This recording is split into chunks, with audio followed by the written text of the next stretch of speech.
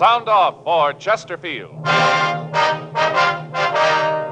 Chesterfield, the first and only cigarette in America to give you premium quality in both regular and king size, brings you Dragnet.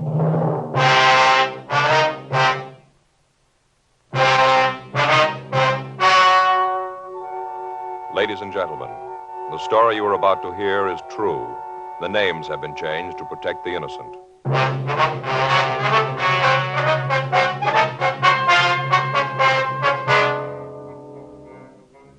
You're a detective sergeant. You're assigned to auto theft detail.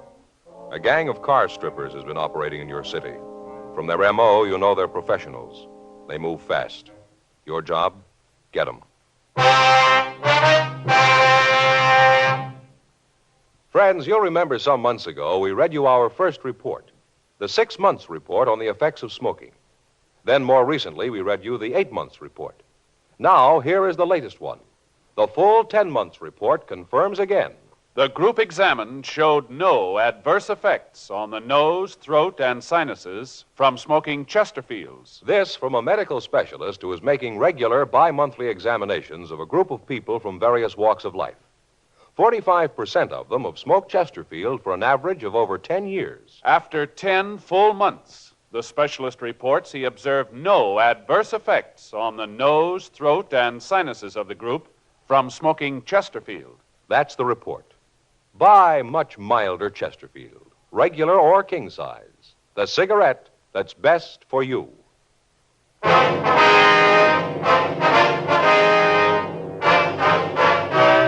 Dragnet, the documented drama of an actual crime. For the next 30 minutes, in cooperation with the Los Angeles Police Department, you will travel step by step on the side of the law through an actual case transcribed from official police files. From beginning to end, from crime to punishment, Dragnet is the story of your police force in action.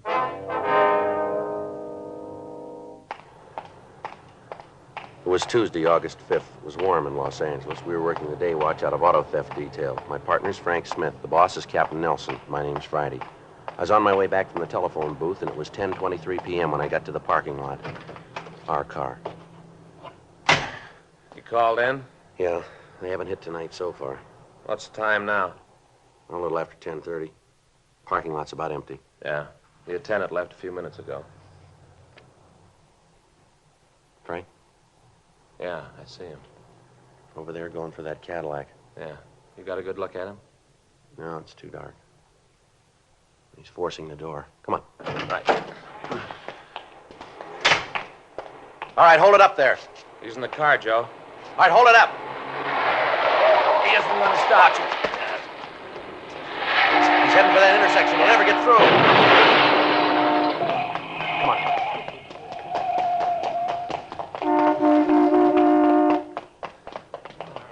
It looks pretty bad, Joe. Yeah, he really cracked into that Dodge, didn't he? All right, let us through, please. Come on, please let us through.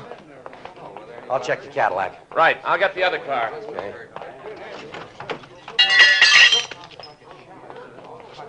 The 3 people in that Dodge are lucky. Doesn't look too bad. I'll call the ambulance. Yeah, we'll tell him to hurry. I don't think this one's going to wait. 10:46 p.m. The ambulance arrived, and after emergency treatment at the scene, the victims were removed to Georgia Street Receiving Hospital. A traffic car had been dispatched to investigate the accident. Upon arrival at the emergency hospital, we were informed that the suspect had died on the way. The dead body was identified by his personal effects as Charles Roxford, age 16. The Juvenile Bureau was contacted, and they requested that in the course of our investigation, we notify the boy's family. 11:27 p.m. Frank and I drove out to the address listed on the victim's identification. It was a house above the Sunset Strip. We rang the bell and waited. I'll try it again. Yeah.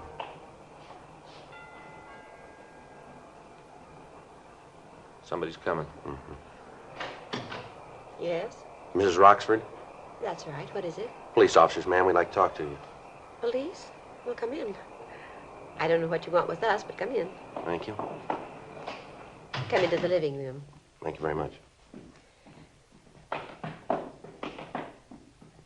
Now, sit down. What is it? There's been an accident, Mrs. Roxford. An accident? Yes, ma'am. Pretty bad one. What's this got to do with me? Well, you see, ma'am, your boy was... Joe? Well, we're sorry to have to tell you this, ma'am, but your boy was in an accident tonight. Charles? Yes, ma'am. You said it was a bad accident. Yes, ma'am, we did. How bad? How bad? Your son's dead, ma'am. Charles? Charles Roxford? Oh, you're sure you have the right house? Yes, ma'am. We're sorry, Miss Roxford. Oh, Charlie, he was only a baby. Just a baby. Oh, you're sure there's no mistake? You're sure? Afraid not, ma'am. How did it happen? Well, it was an automobile accident, ma'am. In an automobile? Yes, ma'am. Your boy was driving the car. Oh, but Charlie doesn't have a car. He doesn't drive. Your boy was driving a stolen car, Mrs. Roxford. What? Your son had a stolen car, ma'am. He was trying to get away. Well, that's not true. Afraid it is, ma'am. Why, no. You're lying to me. Charles wouldn't do a thing like that. Afraid that's the way it is, ma'am. Oh, that's terrible. I can't believe that Charlie'd do something like that. I thought I knew him. I didn't think he'd do anything like that. Well, did you see it? The accident. Were you there? Yes, ma'am, we were. How did it happen? Well, he'd stolen the car, ma'am. He tried to escape. He ran the car out into a crowded street. One of the cars in the traffic didn't have time to stop. Your boy ran right into it. Wasn't there something you could do to stop him? Well, we tried, ma'am. We yelled at him. He almost ran us down. You know where your boy was tonight, Mrs. Roxford? No. No, he had dinner and then said he was going out. I thought he was going to a show or something. Mm-hmm. No, I didn't know where he was going. Did he leave the house alone? Yes. Left right after dinner, about 8. Said he'd be back later. Said he'd see me later. Then he left. Is there anything we can get for you, Mrs. Roxford? No, nothing. Where's your husband, ma'am? I guess he's at his office. He sells insurance. Said he had to meet a client tonight. I don't know what he's going to do when he hears about this. Going to hit him awfully hard. Awfully hard. Yes, ma'am. He and the boy were very close. I don't know what he's going to do when he hears about it. Did the boy give you any idea during dinner as to what he was going to do after he left? No, he didn't. I didn't talk much to him. Ma'am? You see, I wasn't here. I was out most of the afternoon. I didn't get home until just before he left. He just finished dinner and then he left. I see, ma'am. I was at the bridge club. I always go on Tuesdays. Oh, if I'd only known what was going to happen. Am I going to see him? Well, we want either you or your husband to identify him, ma'am. Charlie, he's dead. Just a baby, just a little boy. You were there. You could have done something. You're police officers. Isn't that your job? Beg your pardon? Well, isn't it your job to help people, to do something when they're in trouble? Well, yes, ma'am, I suppose it is, but it was a little late for that, wasn't it? What does that mean? Well, he was 16 when we met him, Miss Roxford. What's that got to do with it? Somebody should have tried a long time ago.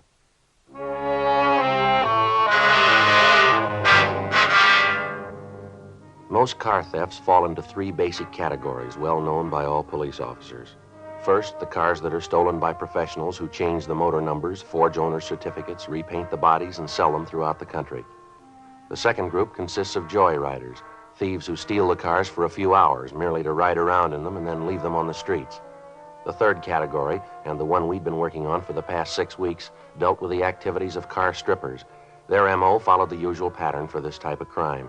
The car would be stolen and then driven to some lonely part of the city.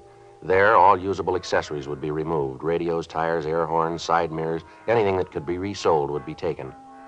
In certain cases, the articles would be stolen while the car remained parked where the owner had left it. We found that the gang had become so proficient that they could break into a car and remove the radio as well as other accessories in under 10 minutes. Avenues of sale for the stolen merchandise had been checked. Known dealers in stolen property had been questioned. As the days went on, the total of thefts went up. By the 5th of August, the gang had stolen over $12,000 in automobile accessories. In the instances where we'd been able to get a description of men loitering in the vicinity of the stripped cars, we'd had the witnesses check mug books in the hope of identifying the thieves. We'd gotten no new leads. Physical evidence at the scene of the abandoned cars had been checked and rechecked. It netted us nothing. A week passed. August 14th, 8:15 a.m. Frank and I got back to the office.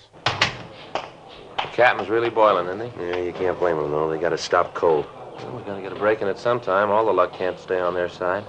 I don't know. It looks like it could happen that way. Anything on the stakeouts last night? No, nothing that we got so far. Maybe something later. I got it. Auto theft Friday. I beg your pardon, ma'am? Well, no. Well, yeah. What was that again? Oh, yeah. Yeah, well, yes, ma'am. All right, what was that address again? Yes, I have a pencil.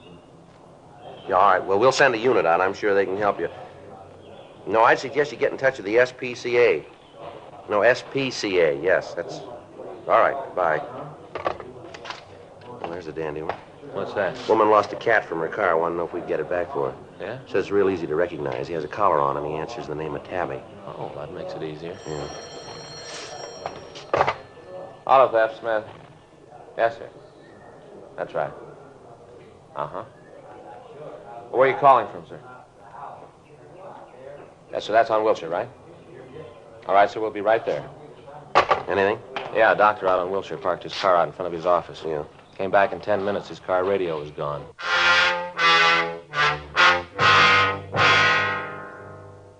"8:56 a.m. Frank and I got to the doctor's office. It was in a large medical building out on Wilshire Boulevard.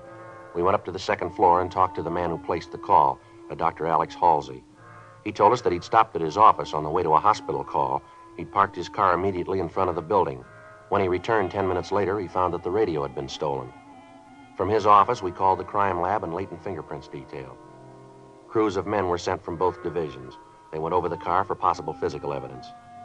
Frank and I, along with Dr. Halsey, went down to the street. We talked to him while the officers worked. Darndest thing I ever saw. I tell you, I wasn't in the building more than 10 minutes. 10 minutes outside. Yes, sir. Came back, and I could see right away that the door had been opened. Uh-huh. First, I thought maybe I'd left it open. Then when I got in the car, I knew right away. As soon as I saw the radio was gone. Yes, sir. Did you notice anyone loitering around your car when you parked it? Anybody suspicious, maybe? No, I didn't. Of course, I might not have noticed anyone. Had my mind on Julie. Julie? Yes, I'm operating on her this afternoon. Poor little kid has an intestinal disorder. Only 3 months old. Gee, that's too bad. Yes, she'll be fine, though. Of course, the parents are worried. They always are. Can't convince them there's nothing to worry about. Yes, sir. Then you didn't notice anyone, huh? No, like I said, I didn't. You sure you locked your car, sir, when you left it? Oh, yes, I'm sure about that. Always make it a practice to lock it when I leave it. Lots of times I leave instruments in it. Always have to be careful about the instruments. Oh, yes, sir, I always lock it. How about the windows? What? The windows. Did you roll them all the way up?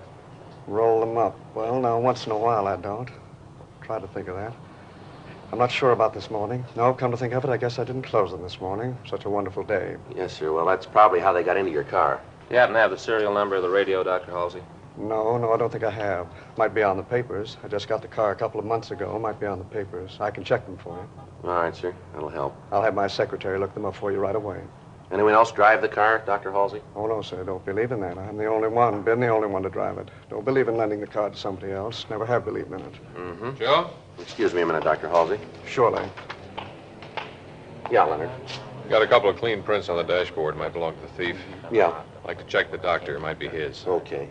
Wait a minute. I'll get the kit. Righto. Hey, Dr. Halsey. Yes, Sergeant. Okay. This is Sergeant Tankersley of the fingerprint department. He'd like to check your prints. How do you do, sir? All right, doctor. Wonder if I could look at your fingers, please. Surely. Can you tell just from looking at them what you want to know? No, sir, but you see, the prints we found are portrayal. If your prints were loops, there'd be no reason to take them. Oh, yes. Uh-huh, I see. How about it, Leonard? Better roll them up for comparison. Hmm? We're going to take your prints, Doctor, if you have no objection. Oh, no, of course not. Glad to help. All right, sir. You want to step over here? We can take them in the officer's car. Yes, glad to. Here, I'll get the door. Yeah, I'll get the pad. Now, doctor, if you let me have your hand. Surely, here. No, sir, if you let me do it, it'd be a little easier. Oh, yes. Just trying to help. I will put them on the card. Never knew my fingers were so big. It does that we're taking the print of the whole tip of the finger, sir. Makes it look that way. Oh, I see. Uh-huh. All right, doctor, you can get the ink off with this, I think. Here, I'll pour a little on this cloth. Here you go. Yes, thank you. What do you think, Leonard? I'll check them now. Sure be a break if they were the thieves. Well, there must be. Couldn't be anyone else's. Well, how about your family, Doctor? Possible the prints could be theirs, maybe? Oh, no chance. Jenny, that's my wife. She has her own car. Kids always use that one. Like I said, I'm the only one who uses this. Uh-huh.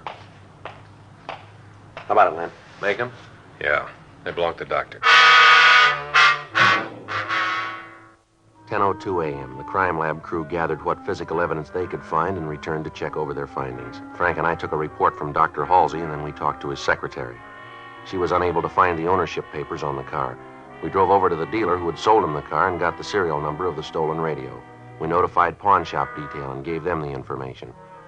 For the next 3 weeks, stakeouts on the parking lots in the central area continued. Arrests were made, but the thieves apparently had no connection with the gang we were after. They kept hitting, but the speed with which they operated made apprehending them difficult. On Friday, September 5th, we got a call that a stolen car had been recovered out in Topanga Canyon. We drove out to check on it. The tires, radio, horns, heater, spotlights, fog lights, and the side view mirrors had been taken.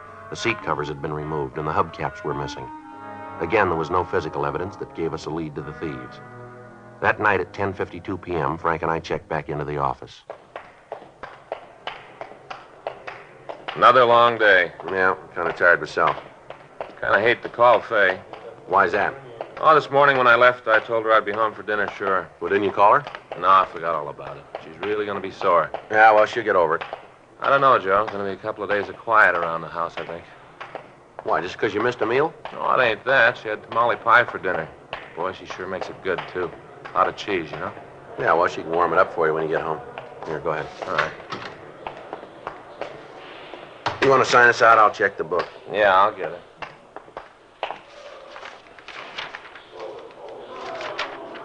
Anything? Yeah, a call from Brennan out in Wilshire. I'll call him.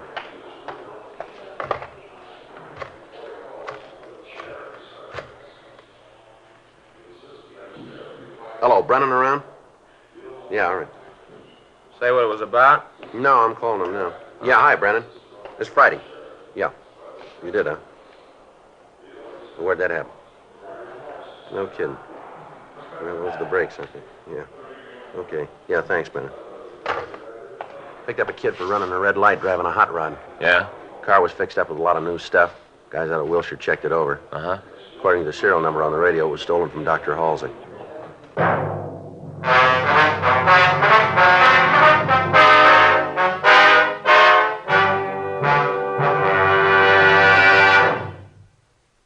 You are listening to Dragnet, the authentic story of your police force in action.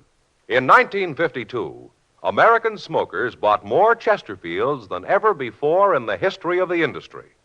Today, sales are still going up. Smokers everywhere are changing to Chesterfield. Chesterfield, the first and only cigarette to give you premium quality in both regular and king size. Premium quality in a cigarette means the world's best tobaccos, the best ingredients, the best cigarette paper. Only Chesterfield gives you this premium quality in both popular sizes. King-size Chesterfield contains tobaccos of better quality and higher price than any other king-size cigarette. Well, that's certainly important to every king-size smoker. Of course, it's the same fine tobacco as in regular Chesterfield. There is absolutely no difference, except that king-size Chesterfield gives you more than a fifth longer smoke. Remember, the modern way to sell cigarettes is the Chesterfield way. Premium quality, both regular and king size. Chesterfield is much milder. Chesterfield is best for you.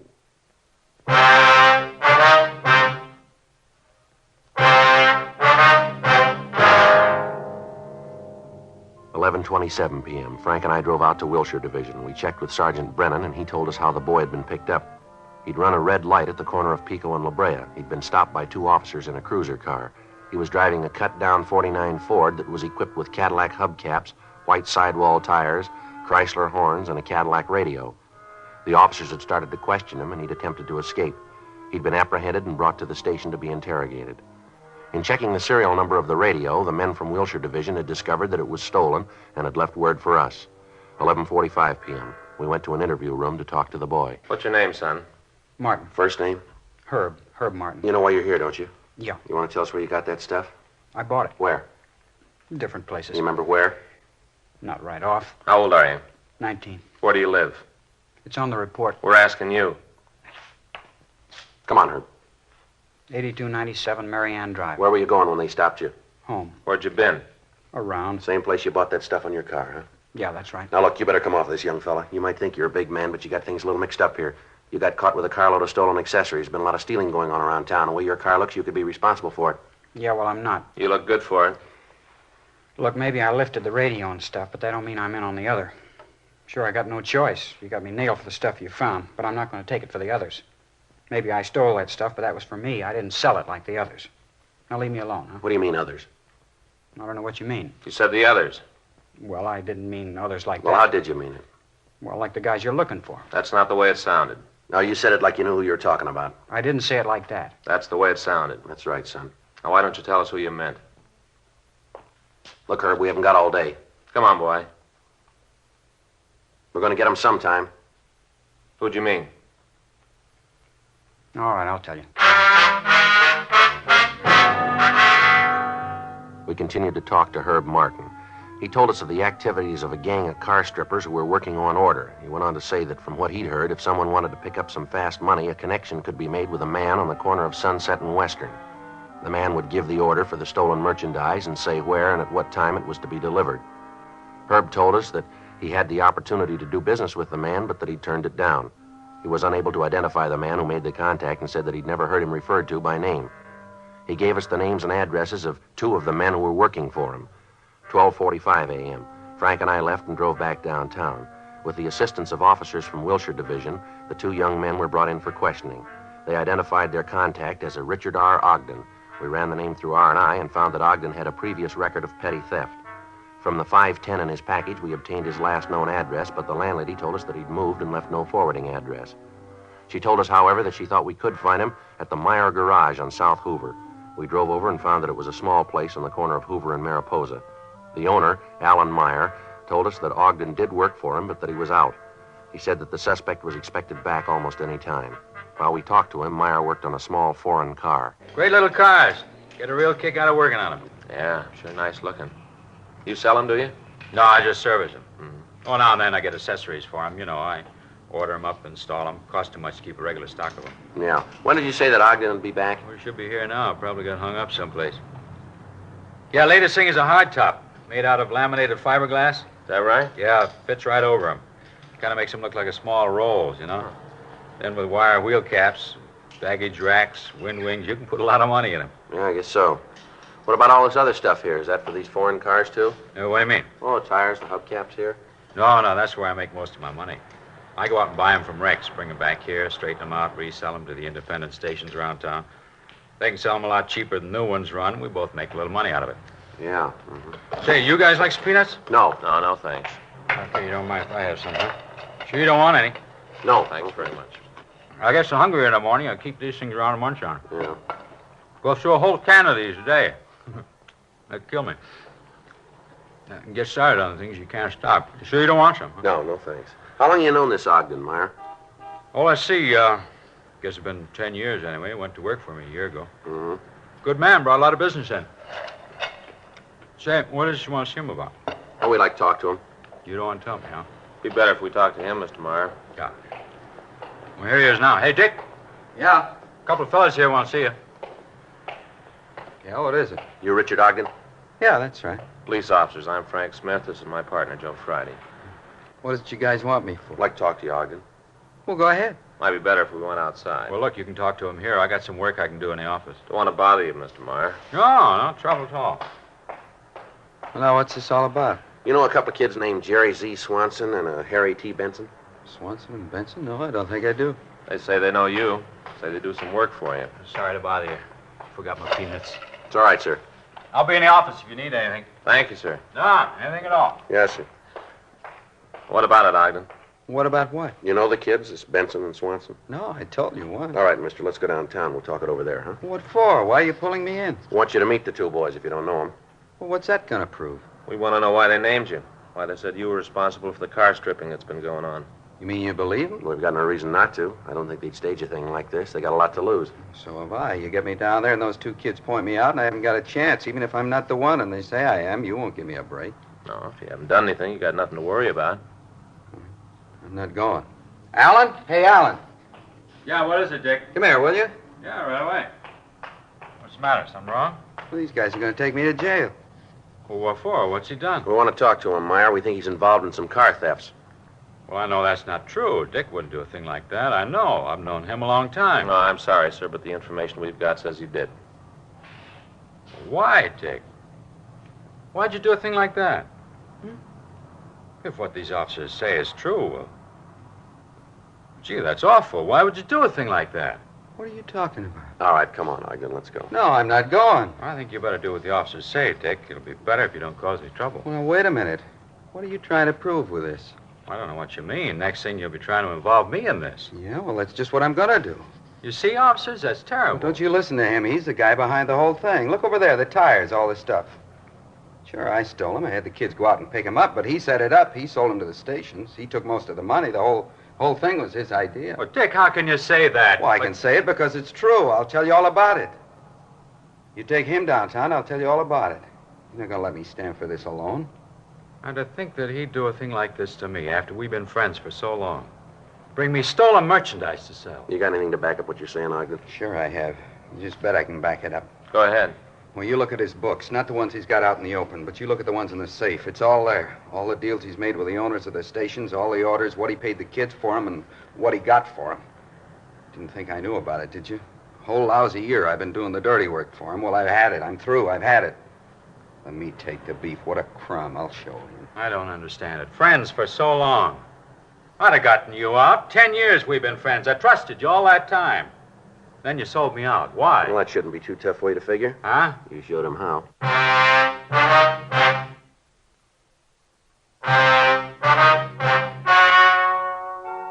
The story you have just heard was true.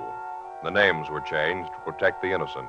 On January 21st, trial was held in Department 87, Superior Court of the State of California, in and for the County of Los Angeles. In a moment, the results of that trial.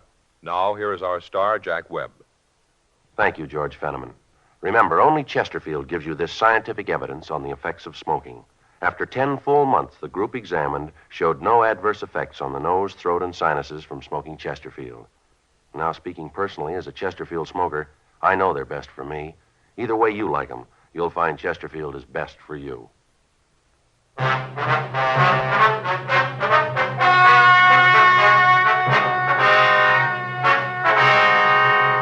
Richard R. Ogden and Alan Y. Meyer were tried and convicted of receiving stolen property. They received sentences as prescribed by law. Receiving stolen property is punishable by imprisonment in the state penitentiary for a period of not more than 10 years or in the county jail for not more than 1 year.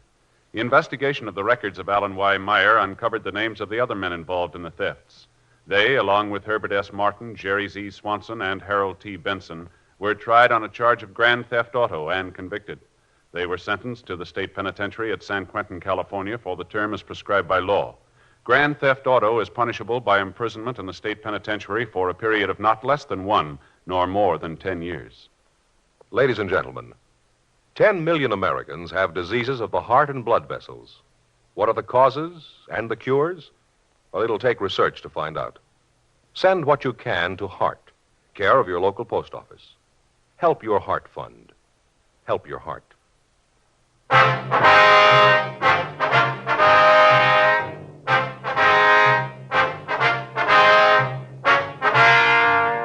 You have just heard Dragnet, a series of authentic cases from official files.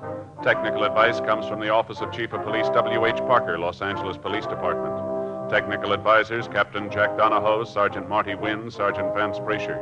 Heard tonight were Ben Alexander, Sarah Selby, Art Gilmore. Script by John Robinson. Music by Walter Schumann. Hal Gibney speaking. For a million laughs, tune in Chesterfield's Martin and Lewis show Tuesday night on this same NBC station. And sound off for Chesterfield, either regular or king size. You'll find premium quality Chesterfields much milder. Chesterfield is best for you. Chesterfield has brought you Dragnet, transcribed from Los Angeles.